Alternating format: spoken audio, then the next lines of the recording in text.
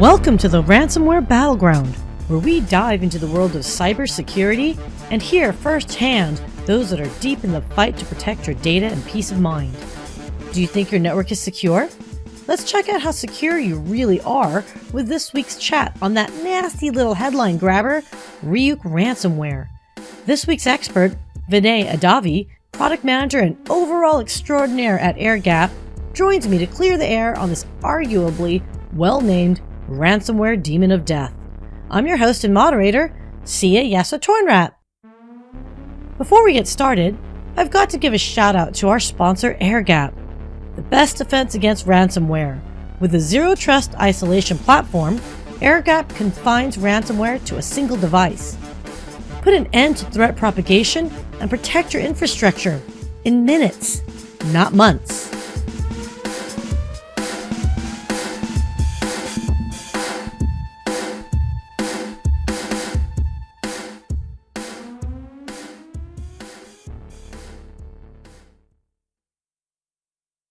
Welcome to the Ransomware Battleground. Thank you so much for joining us, Vinay. It's such a pleasure to have you here. Thank you, Sia. Happy to be here. Excellent. So, look, we talk about cybersecurity all the time and the need for it. Mm-hmm. It's very clear that we are in a huge digital world now. So let's just dig deep and let's just go right to it. I've heard the term ransomware used a lot, and it's really grown in the last few years. But can I ask you, give me your baseline definition of ransomware so you and I are on the same page? Ransomware is nothing new. It's just another software that is sitting on one of your phones or machines. What it makes is basically that makes your data inaccessible so that you cannot access your phones, you cannot access your photos or your important document. It will block all your access unless you pay money. You won't be able to access. So it's just in a nutshell, it's just a bad software and causing harm to all the people and the companies and even the state governments. Okay, so I hear that, but the assumption being is, look, these guys, girls, it's beings, what do you want to call them? They already have malicious intent. I'm sorry, but when I hear that if I'm supposed to pay you a ransom to get my data back, what's the guarantee I'll even get that data back? I mean, I just don't see how this is. I feel like if it happens to you, you're kind of, screwed. Yeah, I mean, there's no guarantee. You are under the hook. Either you lose your data or you basically the only way you have to trust them. That's the only way. There is no, there's no negotiation in terms of this here. Either you completely say, I'll forget about my data. Somehow I took a backup or I have other ways to retrieve my data, which is again not guaranteed, or you believe them, I'll pay money hoping for them, they'll give me my data back. Of course, there's no guarantee, but you just have to, how desperate you are to get your data is all that matters. And they know that we are pretty desperate. We don't want to lose our important documents. We don't want to lose our company's data. They know that, and that's what they are exploiting. Gosh, man. So you're like freaking me out a little bit because I'm just going to guess, is ransomware on the rise then? It sounds like it is. Oh, yeah, it is. I mean, this is getting worse every year. I mean, the statistics like growing staggeringly every year on year. And this is going to get worse because of the COVID. All the people are losing their jobs, economic pressure. There's going to get worse. There's a very thin line now between doing a bad stuff and doing for your living. And people are taking the bad step, and they started using some of the freely available tools out there and using it as a ransomware and starting earning as their day-to-day job because they're not finding the jobs these days. So, okay, we're talking about ransomware in general, but particularly Ryuk. I mean, we're hearing Ryuk way more. I mean, I feel like Ryuk has come on strong. They call it the demon god, if you will, or the demon of death, right? Yeah, I mean, why is Ryuk different than standard ransomware? Because I'm hearing Ryuk, and not necessarily the others. Yeah. If you just dig down to the Ryuk, right? It's actually a Japanese comic villain. So it sends a death note to the people and then comes to the human world and kill the people. That's how it is. So similarly, the Ryuk ransomware is no different. It literally sends you a death note. They're saying, hey, you have to pay money, otherwise I will expose your data, which is more desperate, because some of them are very confidential data. Sometimes you say, okay, I'll let go my data, but if that goes public, oh, that is more dangerous. That's what exactly Ryuk is trying to do. And what it really has come on from is matured from.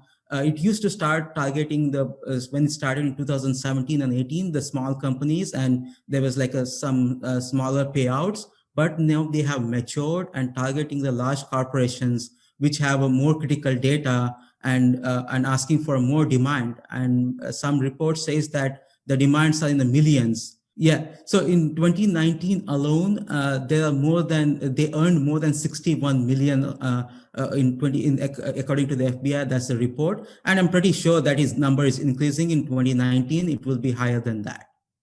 Well, I'd imagine that's what was reported. I can't begin to imagine companies that were probably afraid to report that they got hacked, right? So yeah, these are some of the state governments, some of the municipal governments. They report because they are fiduciary duty to report them. But some other companies, they don't have to report, and it's always the bottom of the pyramid, right? Is much bigger. So I'm pretty sure that just the 61 million just reported, there'll be a much higher number.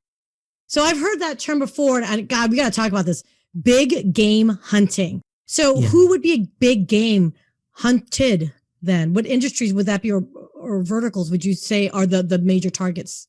Yeah, so the ransomware does not discriminate any color, religion, or the country. It's literally going after everyone. And especially the more vulnerable the industries like hospitals, the state government, counties, because they don't have the large IT force to manage the IT network.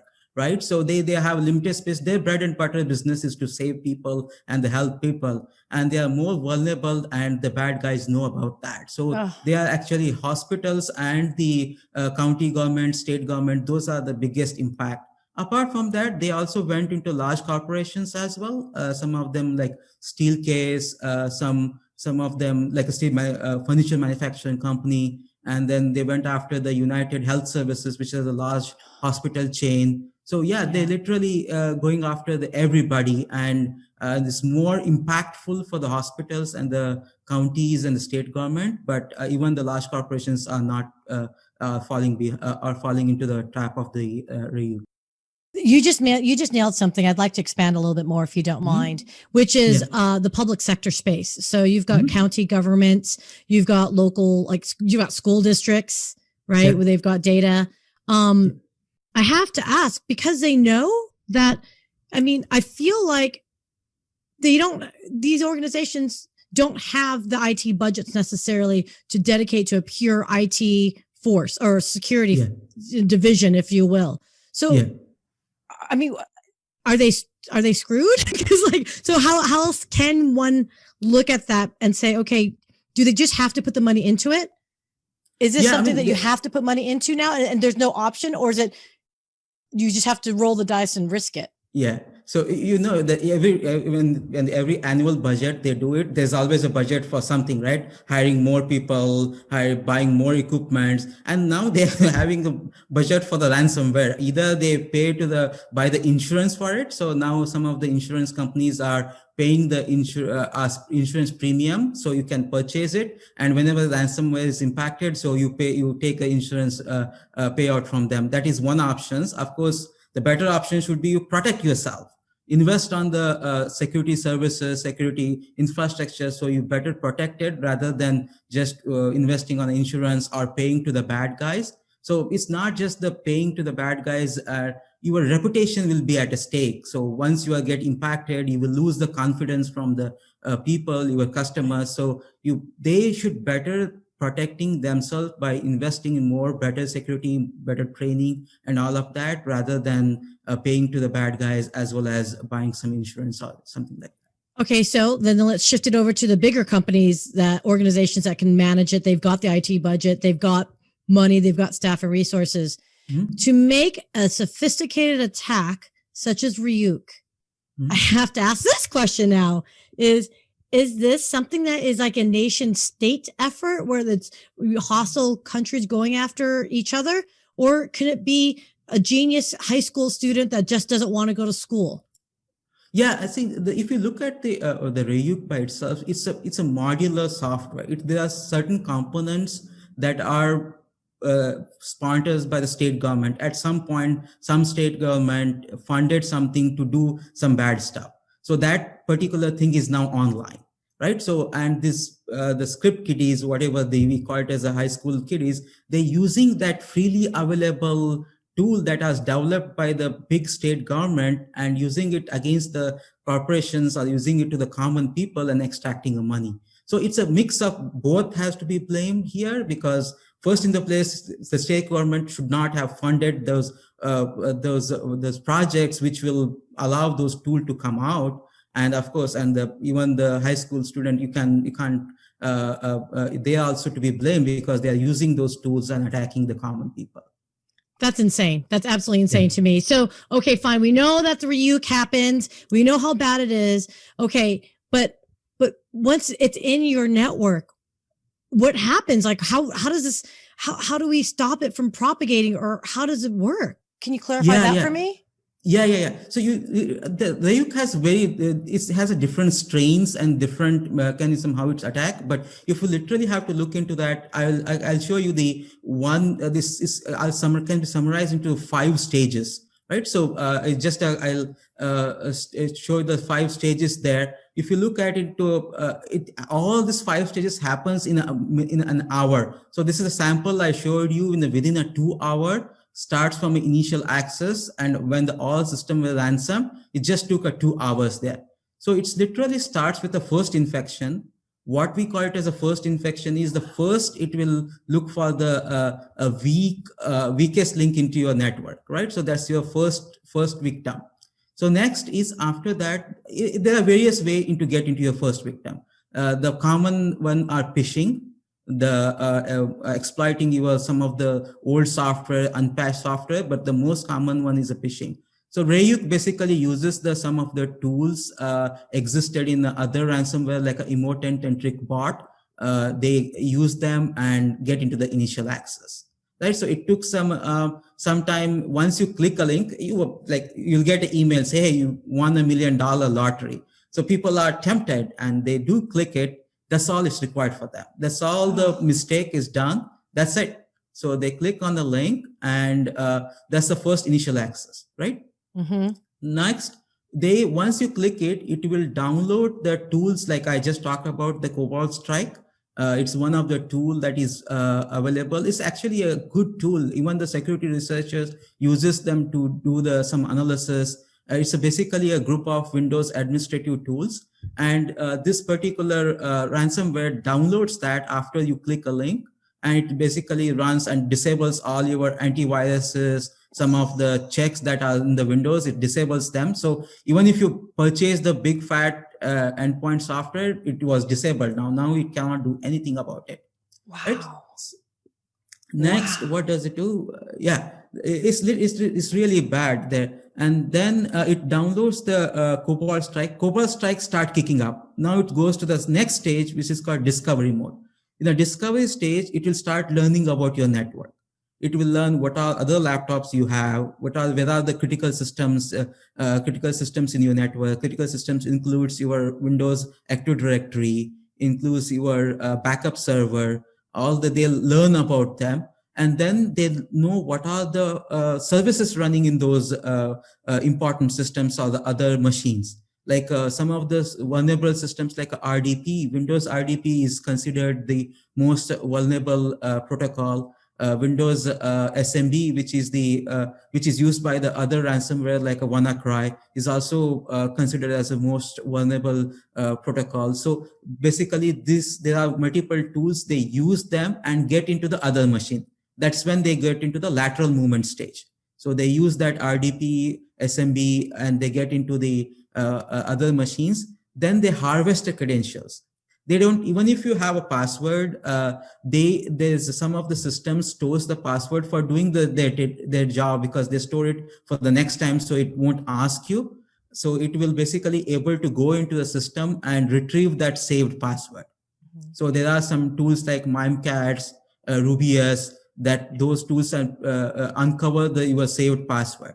And once they get into your system, they have your password, that's all they need. And then they go into one of the other machines, which is called a domain controller, which is the most important system in the enterprise. Once they get into that, that's done. After that, they will, someone sitting from the thousands of miles away, he will issue the command, and within 10 minutes or 20 minutes, all your systems are breached, and suddenly it's all encrypted. Even they disable your backup systems. Even if you have a backup, they'll disable them as well. The backup systems. Okay, so I thought there was a way that if the back was like in a remote location or off the network, that's okay, because it's already been firewalled off, if you will. This is like even if the backup is in the same network, it's all infected. It's all compromised. Is that what you're saying?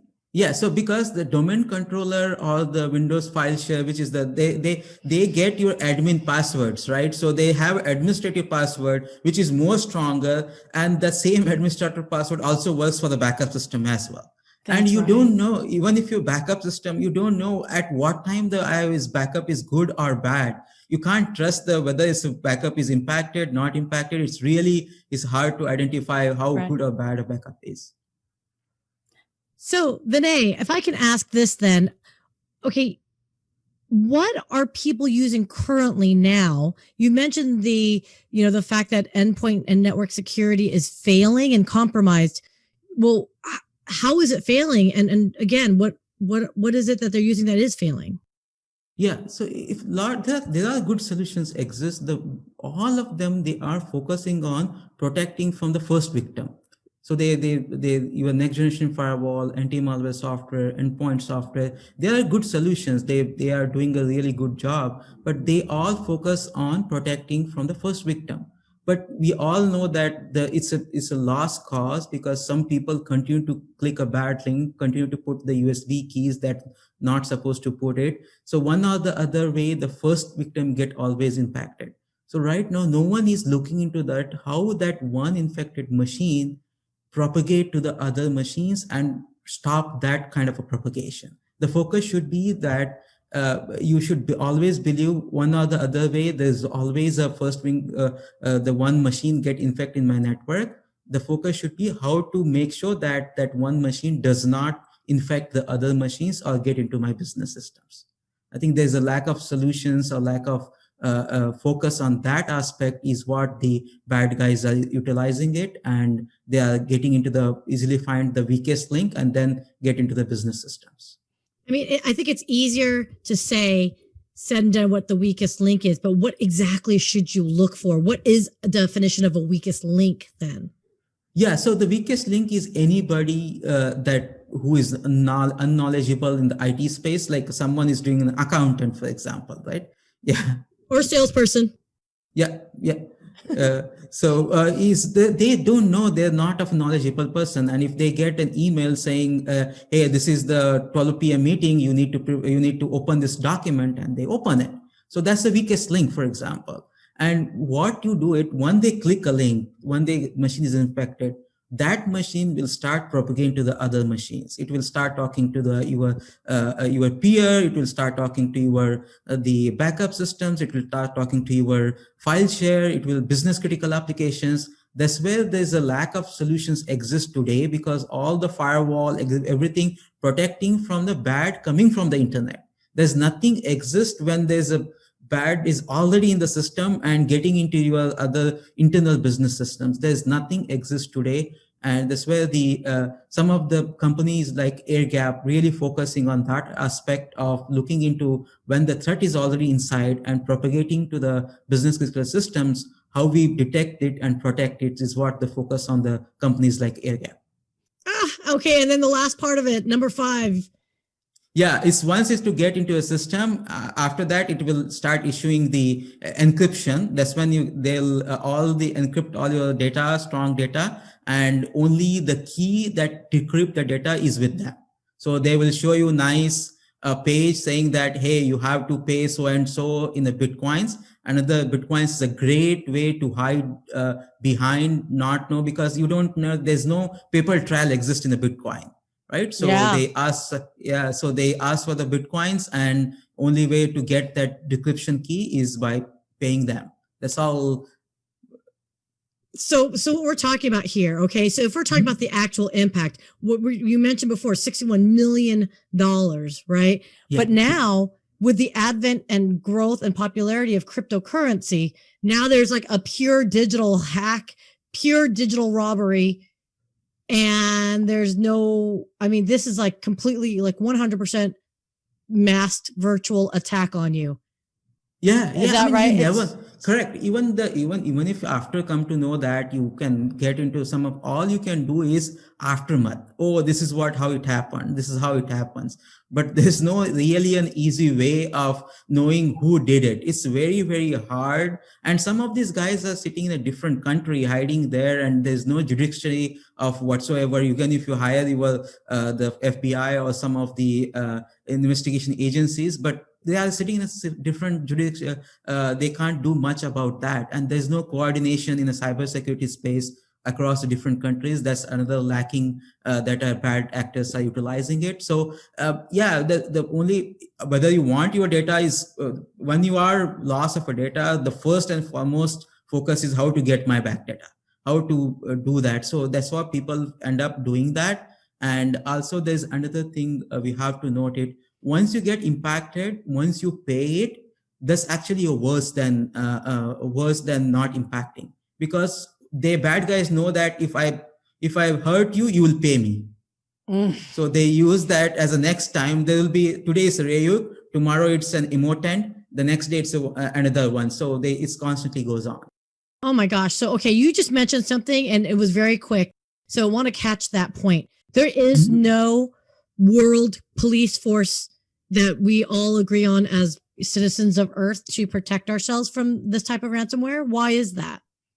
Yeah, so there is no coordination among the different cybersecurity agencies. Like each and country has their own agency. They try to do that, but sometime, first of all, someone has to report them, and there's no coordination effort as such is happening. People are trying to do it. They're they're discussing. Sometimes in the when it comes to the statewide attack, like in the government, large federal government, they do coordinate each other. But when it comes to large corporations, or even the smaller corporations, it's sometimes falls under the radar. It's too much in the red tape process, and things falls under the crack, and owners of that enterprise has to recover their own data back.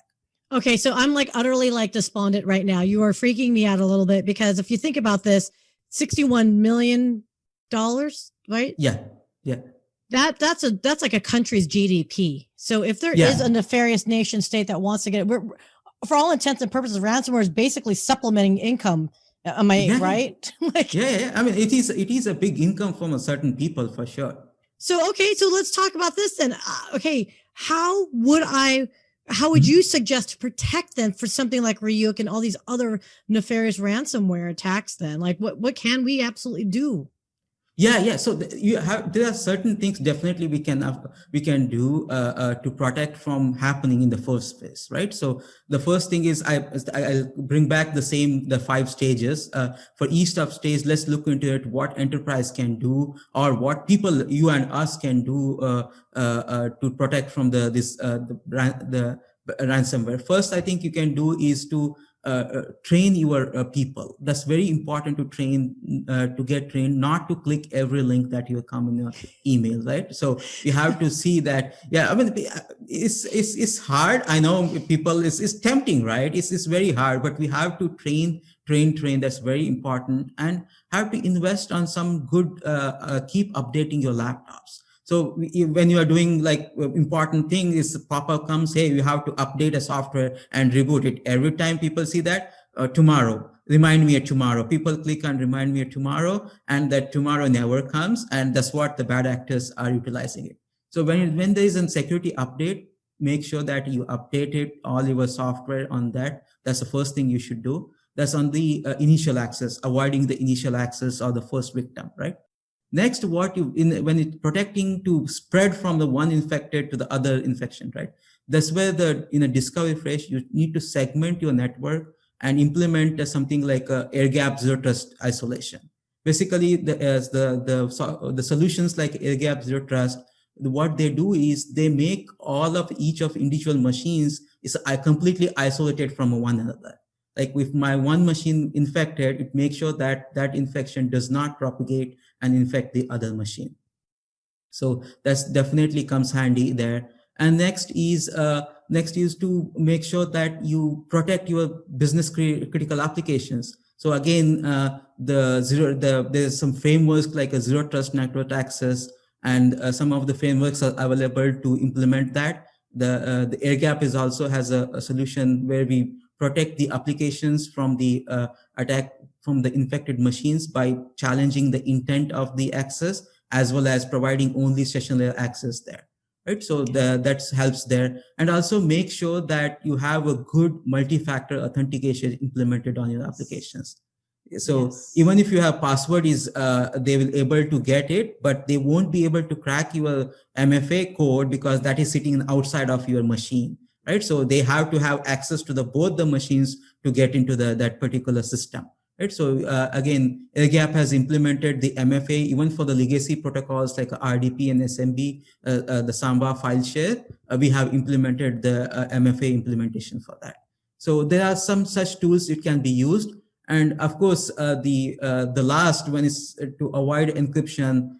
You can still take a backups. What I really recommend is to something called as cold storage strategy, where you literally take a backups in the tape storage. Traditionally, if you remember, tape storage used to be in the CDs and DVDs and literally tapes, right. And you take them and keep it in your locker, in the bank locker, literally, right? So that's how it's completely offline. Those are some of the techniques will avoid getting impacted. In all, things do go bad. Despite of all these precautions, proactive measures, things do bad.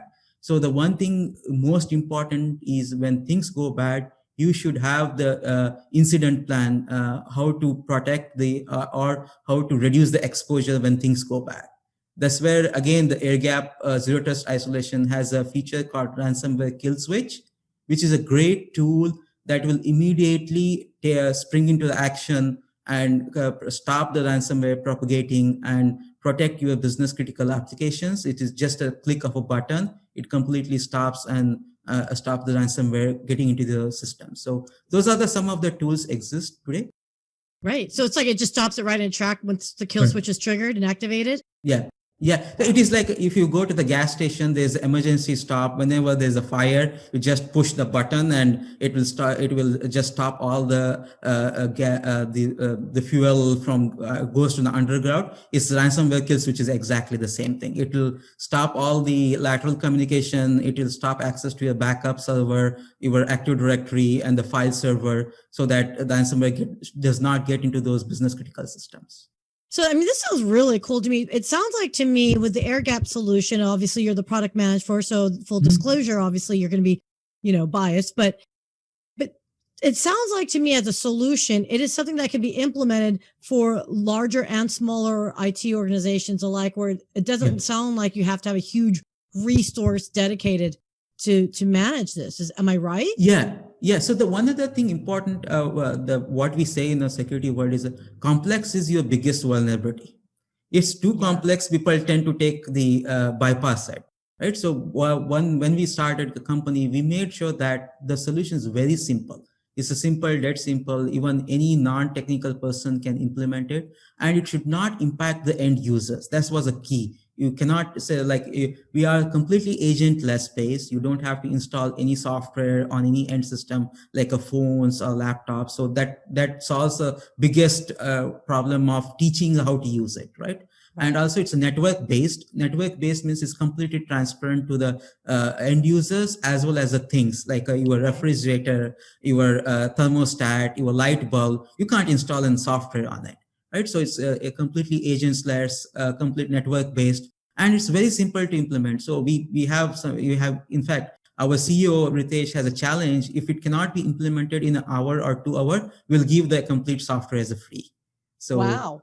Yeah, so Oh, it's wait a very minute. easy. And Maybe it's a good thing that I'm not on the IT department, because though I've been in technology for 20 odd years, if I'm the one that can install something in a timely manner, that means it works well. So it works well. Yeah.